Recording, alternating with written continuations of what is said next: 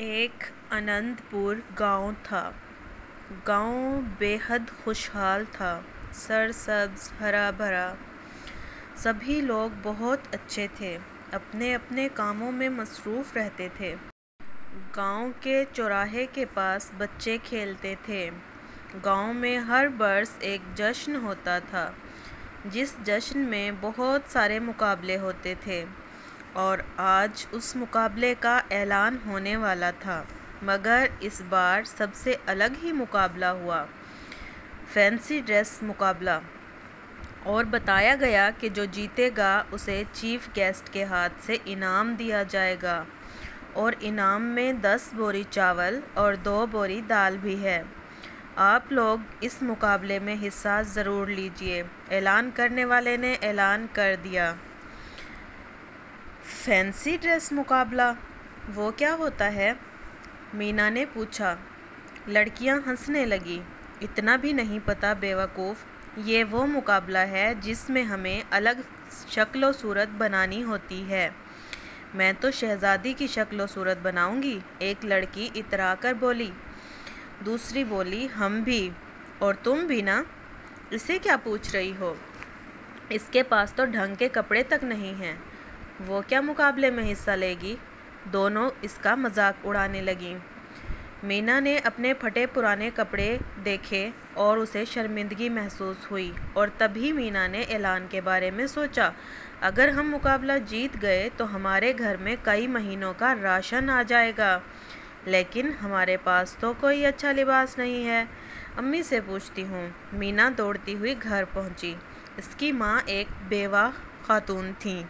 اس بیچاری کو سلائی کا کام ہی آتا تھا، اس لیے وہ درزی کا کام کر کے اپنا اور اپنی بیٹی کا پیٹ پالتی تھی۔ ان کی مالی حالت بے حد خراب تھی۔ امی، ہمیں فینسی ڈریس مقابلے میں حصہ لینا ہے، مینا نے گھر پہنچتے ہی ماں سے کہا۔ اب یہ کیا نیا کام ہے؟ تمہیں تو ہمارے حالات پتہ ہی ہیں نا مینا؟ ہاں امی، پر انعام 10 بوری اناج اور 2 بوری دال ہے۔ یہ سن کر میں نے سوچا کہ اگر ہم جیت گئے تو کئی مہینوں کا اناج ہمارے پاس تو ہوگا۔ یہ تو اچھی بات ہے کہ آپ کو کپڑے سلنا بھی آتے ہیں۔ کپڑے سلنا تو آتے ہیں بیٹا، پر ہمارے پاس سلنے کے لیے کپڑے کہاں ہیں؟ ماں نے اداسی سے جواب دیا۔ ہمارے پاس تو صرف سفید ساڑیاں ہیں، اگر اس سے تمہارے لیے کچھ سلنا ہے تو بتا دو۔ مینا سوچنے لگی کہ سفید ساڑیوں کا وہ کون سا فینسی ڈریس بنوا سکتی ہے۔ تبھی اسے اچانک خیال آیا، امی، ہم پری بن سکتے ہیں۔ مینا خوشی سے چلائی، پریاں تو سفید لباس پہنتی ہیں نا؟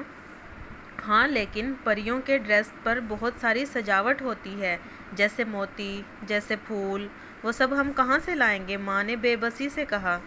آپ لباس بنانا شروع تو کیجیے، ہم کچھ نہ کچھ ڈھونڈ لیں گے۔ مینا پرجوش تھی۔ ٹھیک ہے، ماں نے جواب دیا۔ اگلے روز مینا جنگل میں چلی گئی۔ وہ اکثر جنگل میں جایا کرتی تھی، اسے تتلیوں کا پیچھا کرنا اور ہرنوں سے کھیلنا بے حد پسند تھا۔ اور یوں ہی وہ جنگل کی ایک جگہ پر پہنچی۔ یہ کون سی جگہ ہے؟ میں تو پہلے یہاں کبھی نہیں آئی۔ اس جگہ بہت سارے رنگ برنگے پھول تھے، اور بیچ میں ایک بڑا سا پیڑ بھی تھا۔ واہ، یہ کتنا خوبصورت ہے! کاش ہم انہیں اپنے لباس پر لگا پاتے۔ اچانک وہ درخت بولنے لگا، تم ابھی بھی لگا سکتی ہو انہیں۔ یہ کون بولا؟ مینا حیران ہوئی۔ ادھر دیکھو، یہ میں ہوں، درخت بولا۔ مینا کو اپنی آنکھوں پر یقین نہیں ہو رہا تھا۔ یہ کیسے ہو سکتا ہے؟ ہو سکتا ہے کیونکہ تم وہاں ہو جہاں جادوئی جنگل ہے۔ مینا، میں جانتا ہوں کہ تمہیں پری بننا ہے اور انعام جیت کر اپنی امی کی مدد کرنا ہے۔ تم بول سکتے ہو، مطلب آپ عام درخت نہیں ہیں، جادوئی درخت ہیں۔ تو کیا آپ جادو سے پری کا لباس دے سکتے ہیں؟ نہیں نہیں نہیں، میں تمہیں نہیں دے سکتا، پر میں تمہاری مدد کر سکتا ہوں۔ کیسے؟ مینا نے کہا۔ تمہیں جو پھول پسند ہیں انہیں توڑ لو، درخت نے مینا کو اجازت دیتے ہوئے کہا۔ پھر انہیں اپنے کپڑوں پر سلوا لینا، پر پھول تو مرجھا جائیں گے نا؟ ارے یہ طلسمی پھول ہیں، کبھی نہیں مرجھائیں گے، درخت ہنسنے لگا۔ ارے واہ، مینا بہت خوش ہوئی۔ اس کا شکریہ ادا کیا اور رنگ برنگے پھول توڑنے لگی۔ مجھے خوشی ہے کہ میں تمہاری مدد کر رہا ہوں، درخت نے جواب دیا۔ وہ سارے پھول لے کر مینا گھر گئی۔ دیکھو مینا، تمہارا لباس تیار ہے۔ دیکھو ماں، میں سجاوٹ کے لیے پھول بھی لے آئی ہوں۔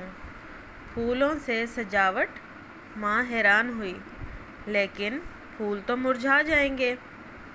نہیں امی، یہ جادوئی پھول ہیں۔ مینا بہت خوش تھی۔ انہیں کچھ نہیں ہوگا۔ مینا نے ایک پھول سفید لباس پر رکھا اور وہ پھول سفید لباس پر چپک گیا۔ اسی طرح باقی کے سارے پھول بھی لباس پر لگا دیے۔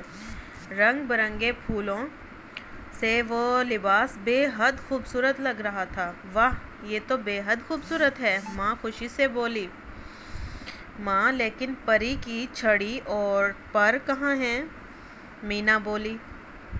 ماں نے الماری کھولی اور وہاں سے پری کی چھڑی اور پنکھ نکال کر لے آئی جو وہ پہلے سے بنا چکی تھی۔ شام کو گاؤں کے کھلے میدان میں اسٹیج لگا تھا۔ گاؤں کے سارے بچے الگ الگ شکل و صورت میں تھے۔ کوئی شہزادی، کوئی جادوگر، کوئی پنڈت تو کوئی ڈاکٹر۔